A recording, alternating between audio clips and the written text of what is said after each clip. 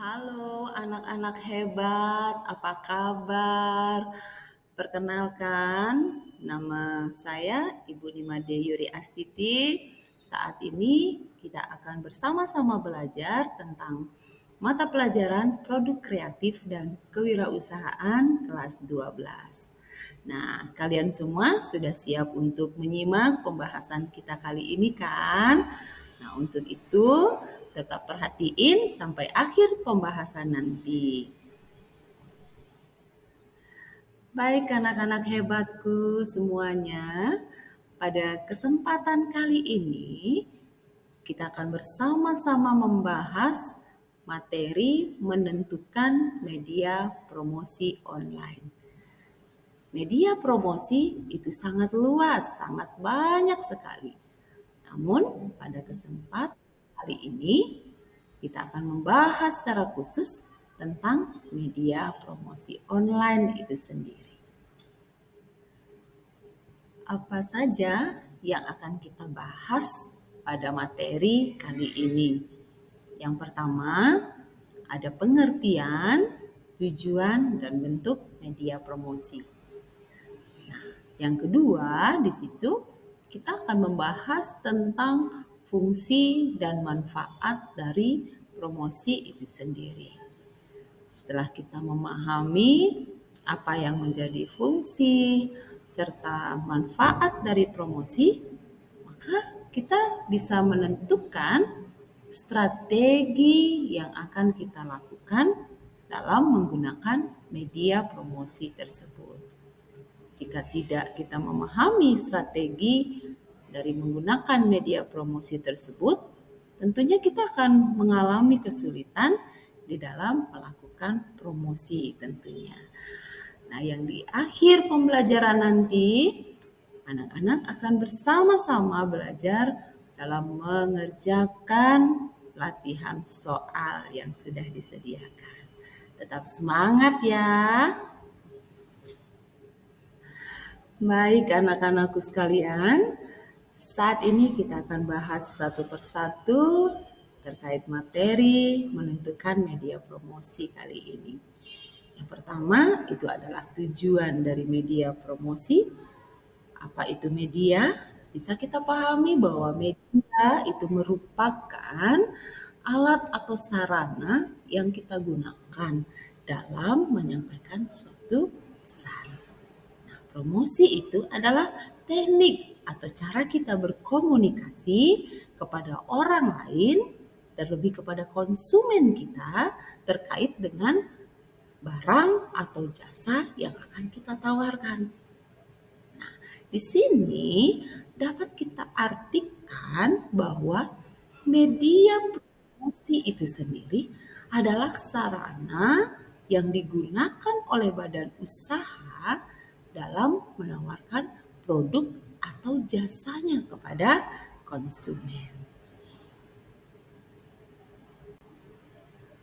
Baik anak-anak, sekarang kita akan lanjutkan pembahasan kita mengenai tujuan promosi.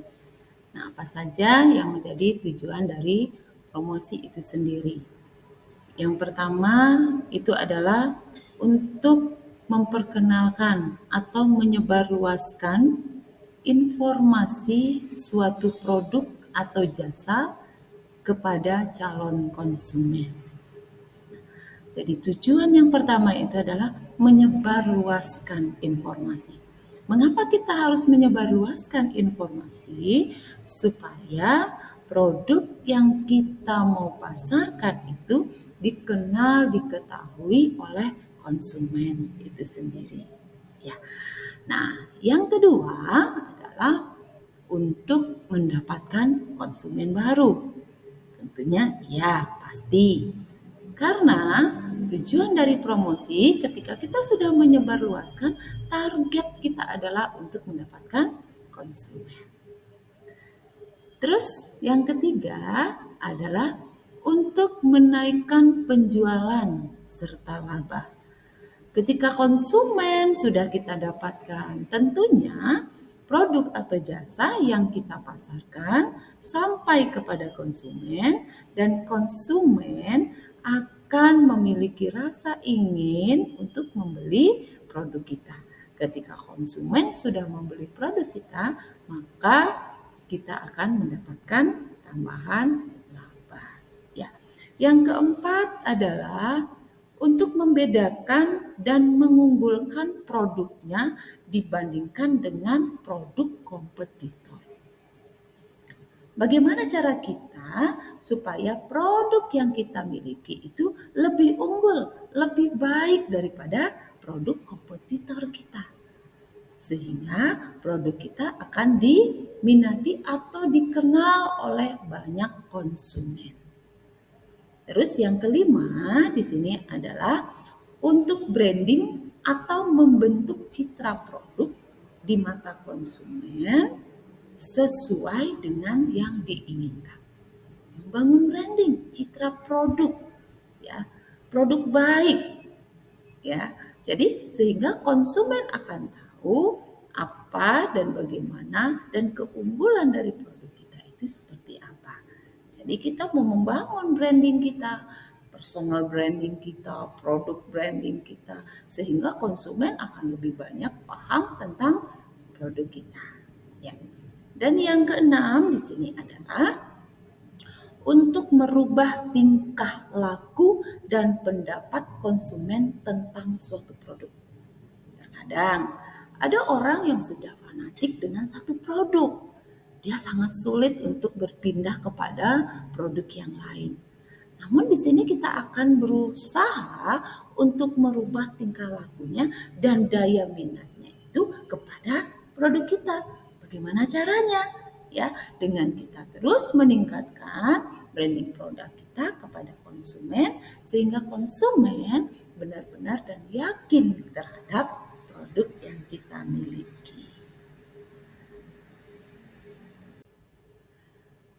Untuk pembahasan selanjutnya adalah bentuk-bentuk media promosi. Nah, bentuk media promosi yang pertama di sini adalah informasi dari mulut ke mulut. Anak-anak pernah tahu nggak informasi dari mulut ke mulut itu yang seperti apa? Ya, pastinya adalah informasi dari konsumen A ke konsumen B. Tanpa disadari, konsumen ini sudah melakukan promosi kepada konsumen B. Kalau dipikir konsumen A tidak ada hubungannya dengan toko, ya. Nah, namun apa yang menyebabkan dia memberikan informasi kepada konsumen B? Karena dia membeli satu produk di toko tersebut. Ketika dia membeli suatu barang misalnya dan barang itu digunakan dan bertemu dengan temannya, kita sebut saja adalah teman B. Nah, ketika dia bertemu dengan teman B akan berkomentar dan mengatakan produk dia sangat bagus. Ketika teman B bertanya, di mana kamu membeli? Maka teman A akan menyebut toko di mana dia membelinya. Jadi, secara tidak langsung konsumen A sudah melakukan promosi kepada konsumen B. Jadi, informasi dari mulut ke mulut ini menjadi suatu target yang terbaik yang bisa kita dapatkan dalam memasarkan produk kita. Artinya, kita harus menjaga kualitas, kita jaga konsumen kita sehingga konsumen kita puas dengan produk kita, ya. Terus yang kedua adalah pemasaran langsung. Pemasaran langsung di sini adalah kita sebagai penjual bertemu langsung dengan konsumen, menyampaikan langsung kepada konsumen terkait dengan produk atau jasa yang kita miliki. Kita menyampaikan apa yang menjadi kelebihan, apa yang menjadi kekurangan, dan tentunya tidak mungkin kekurangan, tapi keunggulan dari produk itu yang akan kita sampaikan dan jelaskan kepada konsumen sehingga konsumen tertarik dengan apa yang kita miliki, ya. Nah, terus yang berikutnya adalah bentuk media promosi berbentuk iklan. Iklan di sini kita bisa lihat dari media cetak, ya, dari koran, dari televisi, dari radio. Kita biasa mendengar suatu promosi-promosi yang disampaikan pada media promosi iklan itu sendiri, Ya, sehingga kita mengetahui bahwa di satu tempat itu ada produk atau ada tempat yang bisa menjadi sasaran kita untuk membeli satu barang. Ya. Yang berikutnya adalah relation atau hubungan masyarakat adalah berbagai program untuk mempromosikan dan melindungi citra perusahaan atau produknya. Ya, sini contohnya adalah kredibilitas yang tinggi, kemampuan menangkap pembeli yang tidak dibidik sebelumnya, mungkin tidak menjadi sasaran kita, tetapi kita harus bisa melihat ya, mungkin ini menjadi sasaran kita ya, terus dramatisasinya ya. Baik, yang berikutnya adalah kewiraniagaan.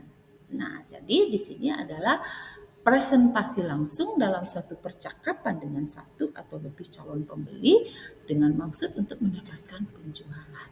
Jadi tidak jauh beda dengan yang namanya pemasaran langsung itu sendiri ya.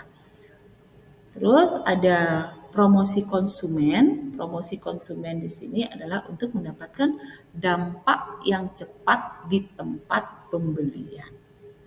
Jadi barangkali bersama dengan satu atau lebih sasaran yang mendasarinya. Ya. Oke, selanjutnya adalah promosi penjualan. Itu selain iklan, personal selling maupun publisitas yang dimiliki berbagai bentuk kegiatan, promosi penjualan merupakan unsur ketiga yang dimaksudkan di atas.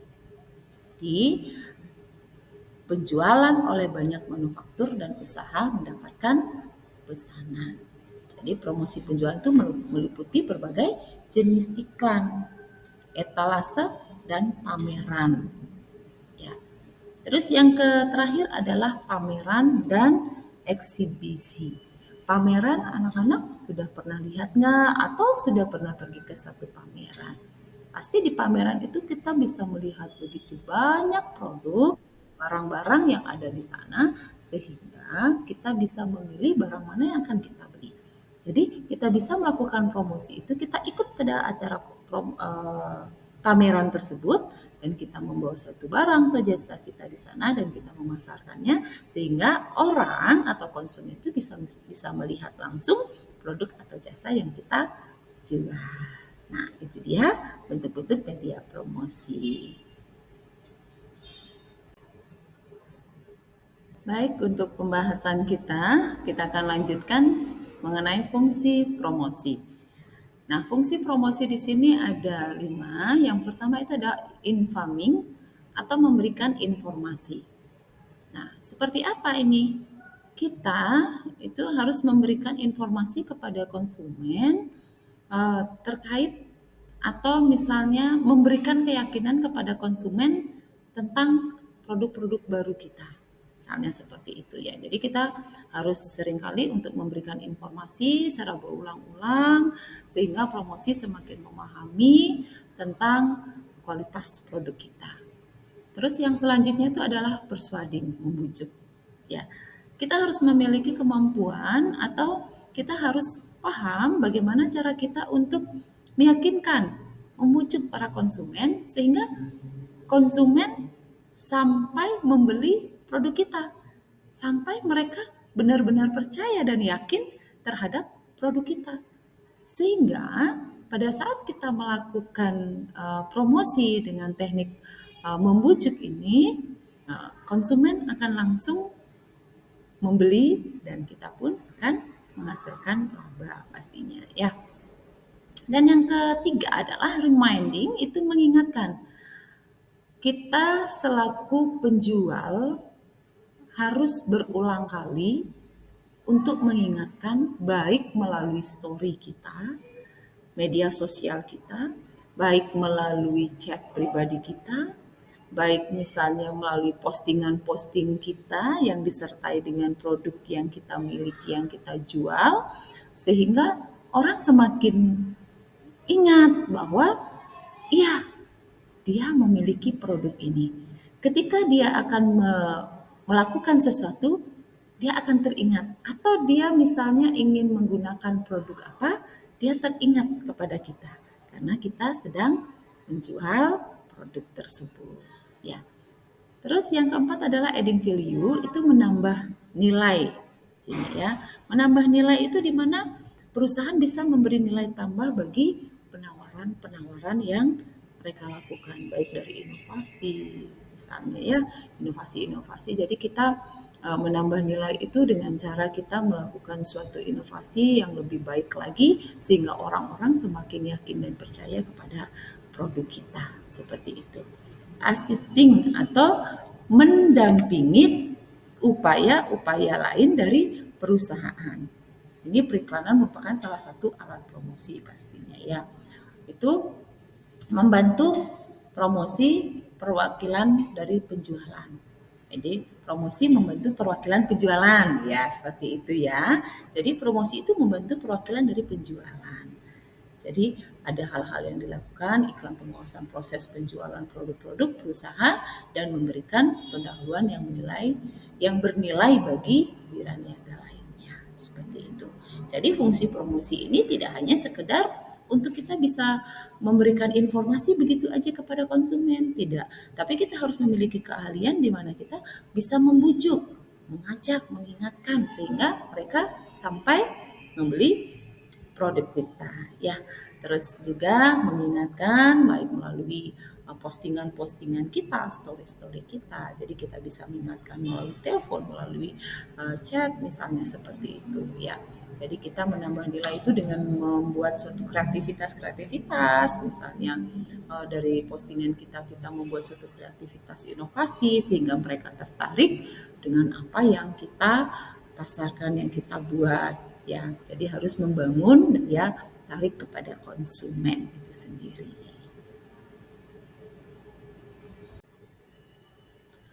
Baik, untuk manfaat promosi.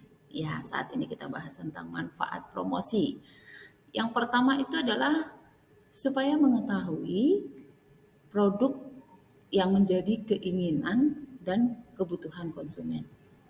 Kita sebagai penjual harus paham apa yang menjadi kebutuhan dari konsumen. Karena tujuan penjualan kita adalah untuk memenuhi kebutuhan konsumen itu sendiri. Ya.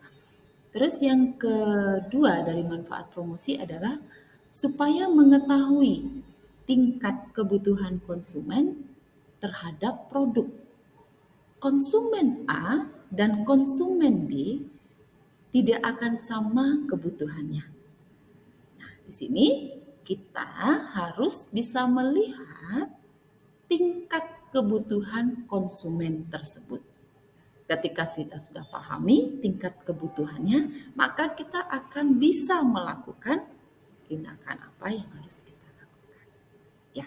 Yang ketiga adalah memahami cara mengenalkan dan menyampaikan produk sehingga sampai kepada konsumen. Jadi memahami, kalau di sini kita tidak hanya harus melakukan, tapi harus paham terlebih dahulu bagaimana cara kita mengenalkan dan menyampaikan produk sehingga sampai kepada konsumen. Ya. Terus yang berikutnya adalah mengetahui harga yang sesuai dengan keadaan pasar. Kompetitor perlu kita kenal. Berapa harga dari kompetitor, apa yang dia jual, strategi apa yang dia lakukan, kita bisa lihat. Nah, di sini adalah yang paling utama adalah kita harus mengetahui harga yang sesuai dengan keadaan pasar. Kalau kita bisa melebihi harga dari keadaan pasar, mungkin orang tidak akan melihat karena toko yang lain pun menjual produk yang sama tapi dengan harga yang lebih murah. Ya. Terus yang berikutnya adalah mengetahui strategi promosi yang tepat pada calon konsumen atau mengetahui kondisi persaingan. Misalnya seperti itu. Mengetahui strategi di mana kita harus mampu menyampaikan suatu pesan, menyampaikan sesuatu kepada konsumen dan konsumen itu benar-benar paham dengan apa yang kita sampaikan. Jadi Kita harus pahami strategi promosi yang tepat pada calon konsumen. Karena kenapa? Konsumen kita memiliki karakter yang berbeda-beda. Karakter konsumen kita tidak sama. Perilaku konsumen kita tidak sama. Maka kita harus ketahui strategi yang tepat dalam melakukan promosi tersebut. Ya. Terus yang berikutnya adalah tahu kondisi persaingan pasar dan bagaimana mengatasi hal itu, ya. Kita harus tahu kondisi persaingan pasar kita saat ini seperti apa dan bagaimana cara kita mengatasi. Kita tidak hanya bisa sekedar jalan begitu saja, promosi begitu saja, tetapi harus tahu persaingan pasarnya seperti apa. Dan yang terakhir adalah untuk membuat image produk. Bagaimana cara kita mempromosikan kepada orang, seperti itulah image dari orang, dari konsumen itu sendiri. Jadi kalau kita menginginkan image produk kita baik, maka kita harus melakukan promosi dengan baik. Kita harus atur strateginya seperti apa. Kita kenali dengan berbagai macam cara. Sehingga ketika kita mau memasarkan produk kita dan konsumen itu bisa mengenali langsung produk kita dan memahami bahwa produk kita itu adalah yang terbaik. Seperti itu ya. Apa peranan media promosi? Peranan media promosi itu sebagai sarana yang dapat digunakan dalam mendukung proses kegiatan promosi oleh suatu perusahaan dan pengenalan mengenai suatu produk ke masyarakat luas dengan semenarik mungkin. Jadi promosi ini, media promosi secara khusus itu sangat berperan di dalam keberhasilan atau tingkat penjualan suatu produk atau jasa yang kita miliki. Jadi sarana ya sebagai sarana yang dapat digunakan dalam mendukung proses kegiatan. Jika dikatakan sebagai sarana yang dapat mendukung ya sebagai mendukung proses kegiatan promosi, itu adalah peranannya itu sangat besar, sangat luar biasa. Ketika tidak ada media promosi, tidak ada promosi, maka orang atau konsumen tidak akan mengenali atau memahami tentang produk kita. Maka peranannya sangat besar terhadap suatu produk. Sehingga produknya itu dikenali oleh begitu banyak oleh masyarakat luas yang ada di dunia ini. Jadi peranan media promosi sekali lagi sebagai sarana yang dapat digunakan dalam mendukung proses kegiatan promosi oleh suatu perusahaan dan pengenalan mengenai suatu produk ke masyarakat luas dengan semenarik mungkin.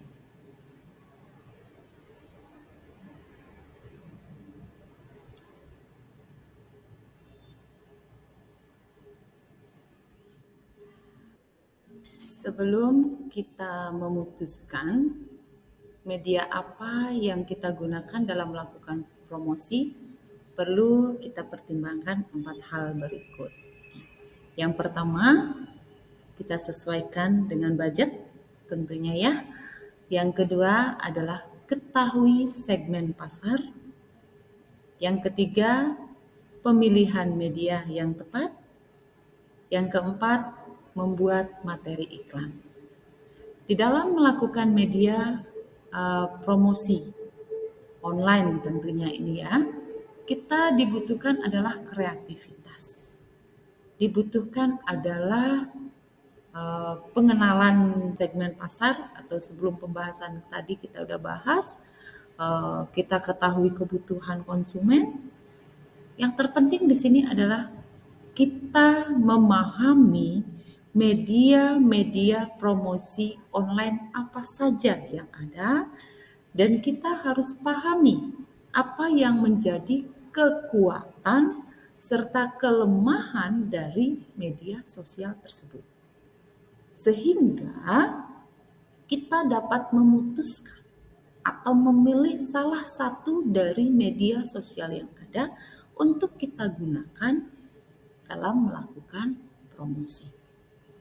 Karena ketika kita tidak pahami siapa yang menjadi target pasar kita, terus kita tidak pahami usia dari target pasar kita juga tidak pahami siapa dan jenis kelaminnya, nah kita akan merasa kesulitan di dalam memilih media sosial itu. Memutuskan menggunakan media apa, kita tidak akan tahu. Karena kita sendiri tidak paham akan kekuatan serta kelemahan dari media sosial yang kita kenal. Ya, jadi sekali lagi sebelum kita memutuskan media yang akan kita gunakan dalam melakukan promosi, perlu diingat ada 4 hal di sini. Yang pertama adalah sesuaikan dengan budget. Yang kedua adalah ketahui segmen pasar. Yang ketiga adalah pemilihan media. Yang terakhir adalah membuat materi iklan. Kita harus mampu membangun daya tarik bagi konsumen sehingga konsumen benar-benar ingin mencoba serta membeli produk yang sedang kita pasarkan. Baik, anak-anak hebatku semuanya, kita sudah sampai di latihan soal. Kalian masih tetap semangat, tetap antusias untuk belajar? Saat ini kita mau menjawab bersama-sama soal yang sudah ada. Tetap semangat ya. Yang pertama di sini, konten berkualitas dalam promosi harus menggunakan kalimat-kalimat yang simpel, tapi tetap menarik target pasar. Konten dapat dikatakan berkualitas apabila, ya kita mulai ya. Jadi konten itu dapat dikatakan berkualitas apabila kita lihat. Yang A, mampu menarik minat target pasar untuk membeli. Yang kedua, yang B adalah mampu menjadikan produk selalu dipajang di toko. Yang C, mampu menarik produsen untuk menjual. D, mampu menjadikan produk sebagai gaya hidup. Dan yang E, mampu menarik minat masyarakat. Nah, anak-anak bisa lihat di sini konten. Semua tahu konten kan? Membuat konten itu tidak mudah. Membuat konten supaya ditonton, disukai oleh orang, kita harus mampu membuatnya semenarik mungkin. Dan kita tidak perlu membuat kalimat yang begitu panjang dalam konten kita. Karena orang tidak akan melihatnya. Orang akan bosan untuk membacanya. Nah, maka yang dapat dikatakan berkualitas tentu jawabannya adalah iya, betul. A. Mampu menarik minat target pasar untuk membeli. Karena tujuan kita melakukan atau membuat konten adalah untuk apa? Supaya produk kita diminati oleh orang dan dibeli oleh orang. Gimana? Sudah paham? Oke. Soal berikutnya ya. Oke, tetap semangat, jangan menyerah ya. Latihan soal berikutnya adalah berikut yang tidak termasuk media promosi online berupa media sosial adalah, ingat, baca soal dengan baik. Berikut yang tidak termasuk media promosi online berupa media sosial adalah A. Ada Google, B. Ada Facebook, C. Ada Instagram, D. ada Twitter, E, ada YouTube. Pasti langsung kalian bisa tebak kan? Jawabannya adalah betul, adalah A, Google. Kita bisa garis bawahi adalah media sosialnya. Ya, berupa media sosial. Wow, kalian luar biasa semuanya. Oke, ini dia latihan soal terakhir kita. Kita perhatikan yuk. Data di bawah ada data tentang Instagram, ada poster, ada laptop, ada brosur, ada lembaran kertas. Kira-kira pertanyaannya apa nih ya? Dari data di atas yang termasuk ke dalam media promosi. Apa aja nih yang menjadi media promosi? Kalau ini Instagram menurut kalian media promosi nggak? Pasti iya dong. Terus yang kedua, poster? Oh, tentu iya. Dan yang ketiga ada laptop? Oh, tidak ya. Jadi itu cuman alatnya saja, belum bisa menyampaikan ya. Yang keempat itu ada brosur. Bisa, oke lah ya. Yang kelima ada lembaran kertas. Itu jawabannya di sini bisa kita ketahui nomor satu, nomor dua, dan nomor empat. Artinya jawabannya adalah B. Ore, keren buat kalian semuanya. Anak-anak hebatku semuanya, demikianlah pembahasan materi kita kali ini dan juga sudah ada latihan soal. Semoga kalian semua tetap sehat, tetap bersemangat, sampai bertemu kembali pada materi selanjutnya. Oke, dadah.